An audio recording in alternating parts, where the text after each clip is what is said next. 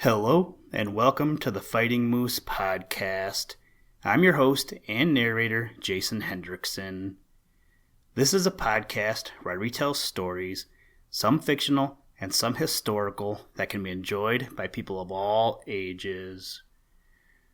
If you have recently looked at my reading list, you may have noticed that I have read a few books dealing with Blackbeard, the notorious pirate of the early 1700s. So today, I went in search of a story about Blackbeard, and when I put in the search term Blackbeard, a book titled The Story of Jack Ballister's Fortunes, written by Howard Pyle, popped up. I skimmed through the table of contents and found today's story titled Captain Butts. Now, I will admit, I was intrigued with the rest of the story after I finished reading today's story, and I downloaded the book and added it to my current list of books to read. Just the other day, I was telling John that I have 6 books to read before I have to return them all to the library in about 20 days from now. It's a big task, but I think I can handle it. This is a reason that I like the fact that you can renew your library books just in case you can't read it all in 1 month, but usually I don't have a problem doing this. So let's get this show on the road so I can get some reading in. Now, let's turn to today's story. I hope you enjoy. Let's begin. Liftoff. We have a liftoff.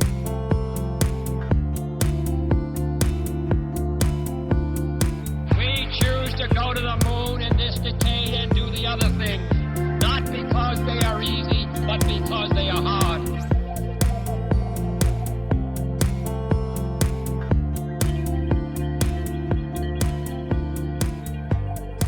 Captain Butts. On the evening of the next day, a number of boys were gathered at the end of the wharf in front of Hezekiah Tipton's warehouses. They were throwing stones into the water. Jack went out along the wharf to where they were. They were, all of them, boys younger than himself. "Well, if that's all, the better you can throw," said Jack. "To be sure, you can't throw well. Just you watch me hit yon anchor buoy out there with this pebble." A brig had come into the harbor during the day and now lay at anchor some distance off from the shore. The sails were half reefed and hung limp from the yards. The men were washing down the decks, and from the shore you could see them busy about the decks, and every now and then a gush of dirty water as it ran through the scupper holes. A boat was just about putting off from the brig. Presently someone climbed down over the side of the vessel and into the boat, and then it was pushed off. Jack stopped throwing stones and stood looking. The boat came rowing straight toward the wharf where he and the other boys stood. It pulled in around the back of a sloop that lay fast to the end of the wharf and was hidden from sight.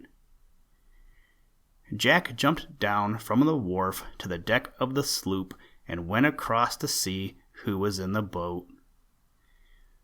It had come in under the side of the sloop, and 2 of the men were holding it to its place, grasping the chains. They looked up at Jack and the other boys as they came to the rail of the sloop and looked down at them. There were 2 men in the stern of the boat. One was just about to climb aboard the sloop, the other sat still. He who still sat in his place had a knit cap pulled down half over his ears. He held a pipe in his mouth, and he had gold earrings in his ears. The other, who was about to climb aboard the sloop, was plainly the captain of the brig. He was short and thick-set. He wore a rough sea coat with great flapped pockets and brass buttons. One of the pockets bulged out with a short pistol, the brass butt of which stuck out from under the flap. He wore canvas petticoat breeches strapped to his waist by a broad leather belt with a big flat brass buckle. His face and as much of the short bull neck as Jack could see were tanned red-brown like russet leather, and his cheeks and chin were covered with an unshaven beard of 2 or 3 days' growth. He stood up in the boat with his hand resting on the rail of the sloop.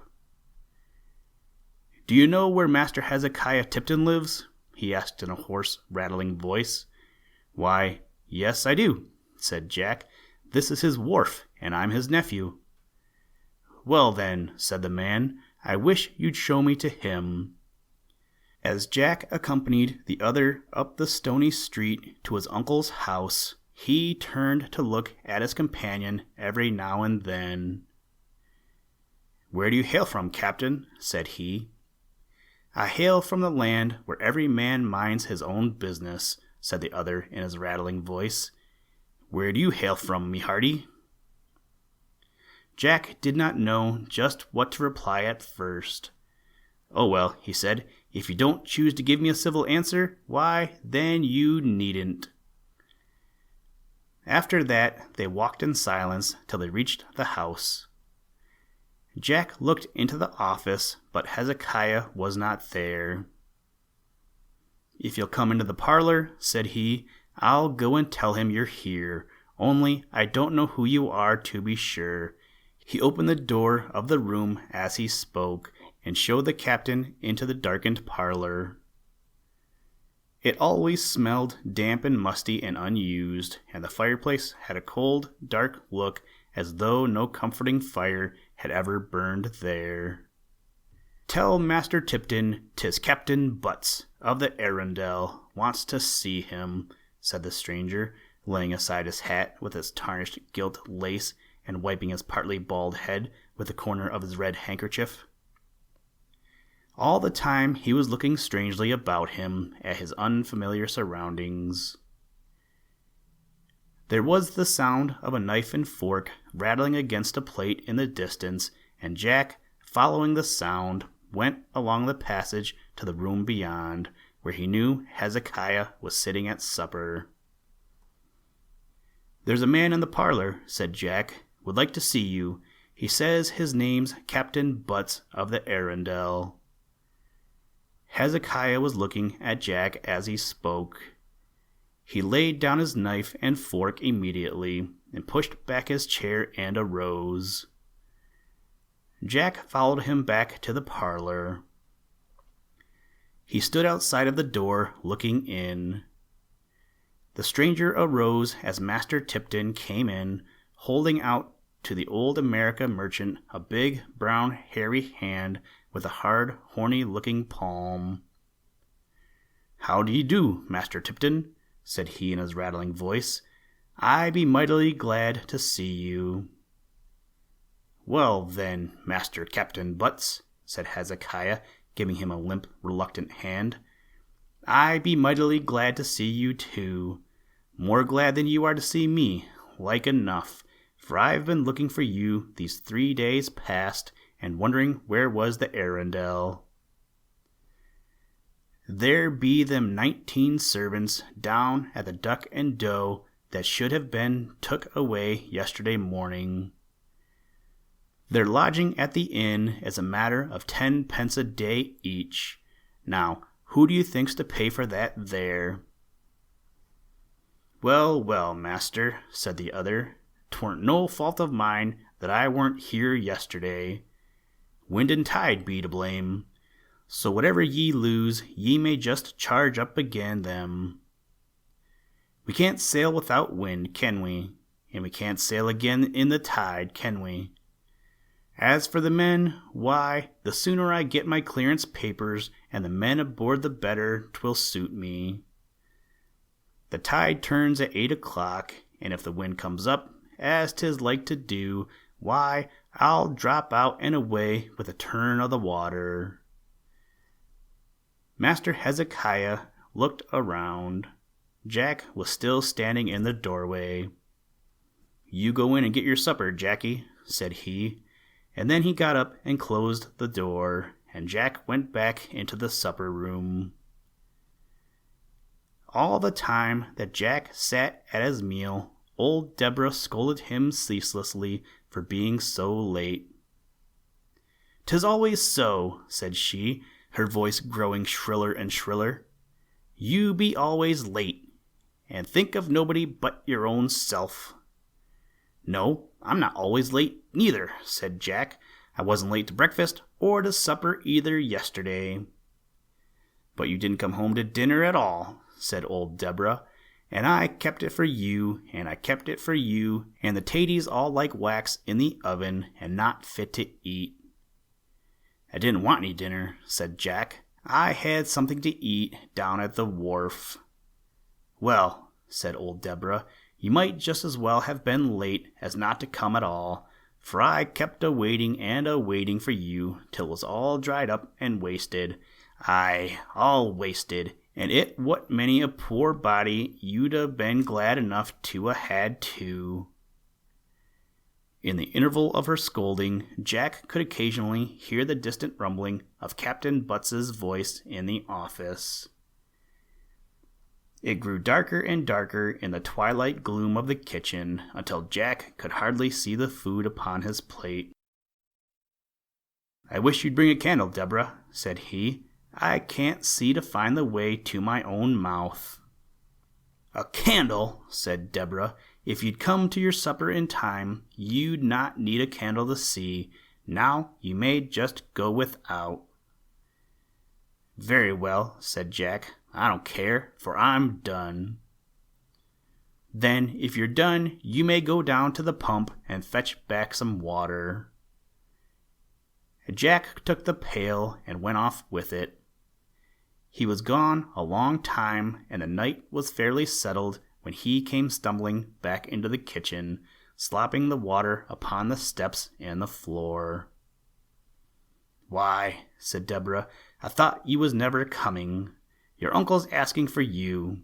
He's over in the office now, and he wants to see you there." "Very well," said Jack. "If I'd known that, maybe I'd hurried, and maybe I wouldn't." In the office, he found Captain Butts seated at the tall desk with a bottle of Hezekiah's old Jamaica rum before him. They had been looking over some papers, and the captain had evidently been helping himself very freely to the rum. He smelt strong of the liquor. He was leaning over the desk, his chin resting upon his fists. He looked up at Jack with his keen gray eyes from under his bushy eyebrows. "Is this the boy?" said he. Hezekiah, who sat opposite to his visitor, nodded without speaking. "Come hither, my hearty," said Captain Butts, beckoning to Jack. Jack came forward slowly. "And so you're a hard one to manage, be ye? By blood, if I had ye aboard the Arundel for a few days, I'd manage ye." "Who says I'm hard to manage?" demanded Jack indignantly. "That does your good uncle," said the captain. As he spoke, he reached out suddenly, and catching Jack by the arm, held him tight, feeling up and down the length of his arm. "Ye be well put together, my hearty," said he. "Ye'd make a valuable servant in the tobacco fields." And he winked tipsily as he spoke.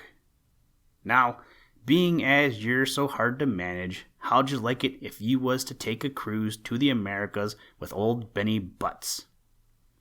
Jack could smell the rum heavy upon the captain's breath, and he saw that he was a little tipsy. He jerked his arm away from the other's grasp. "I am well enough off here as I am, thank you, Master Captain," said he, "and I don't choose to go to the Americas at all."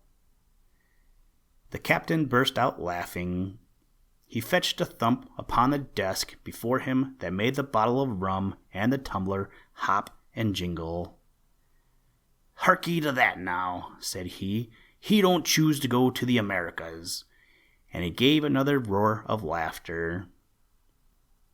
Master Hezekiah sat looking on at the two, resting his forehead upon his lean fingers, his hand shading his eyes from the light of the candle. Suddenly he cut into the talk. "Come, come, Captain Butts," said he tartly, "let there be an end to this. Sure you forget what you're saying.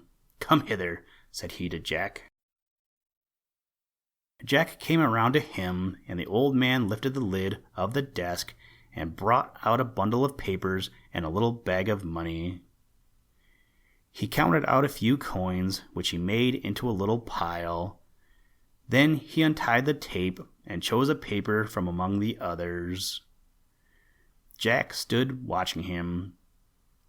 "Here be a list of the America servants down at the Golden Fish," said Hezekiah, "and this," here he clinked the money between his fingers as he gave it to Jack, "is 15 shillings 10 pence. I want you to do something for me, Jackie. I want you to go down to the Golden Fish and pay landlord Evans his account, and then give this release to Doc Ray, who hath the America men in charge. After that, I want you to take them down to the wharf and deliver them over to Captain Butts and get his receipt. Do you understand?" "Why, yes, I do," said Jack. "But why do you want me to do this when the crimp can serve you so much better than I?" He could not understand why his uncle, who had never before made any demands upon him, should suddenly prefer such a request as this. "Why," said Hezekiah, "you asked me for money t'other day, didn't ye? Well then, if you want money, you must begin to do something for to earn it. What I want you to do now is to take these servants down and deliver them to Captain Butts." "Oh, well," said Jack, "I'm willing enough, but I don't see why you should choose me to do it. What am I to do with them? Tell me again." "You're to take them down to the wharf, do ye understand? Then Captain Butts will give you a receipt for them. Then you'll have nothing more to do with the business." "Very well," said Jack. "Methinks I understand. And now, if the captain is ready to go, why, I am too." As he and Captain Butts walked together down the street in the darkness, Jack said again, "I don't see why he wants me to take his servants down to the wharf. He never asked such a thing of me before." Captain Butts, for reply, burst out laughing and fetched him a clap on the shoulder that jarred him through and through. "Well, I do suppose you'll find out some day why he sends you on his errands," he said. Houston, Tranquility Base here. The Eagle has landed. That's one small step for man,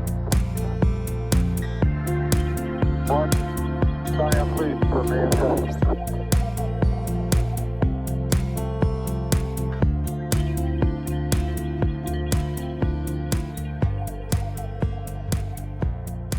Thank you for listening to this episode of the Fighting Moose podcast. Please join us next time as we read another exciting story. Today's music was provided by the artist Analog by Nature, and the audio clips were provided from NASA.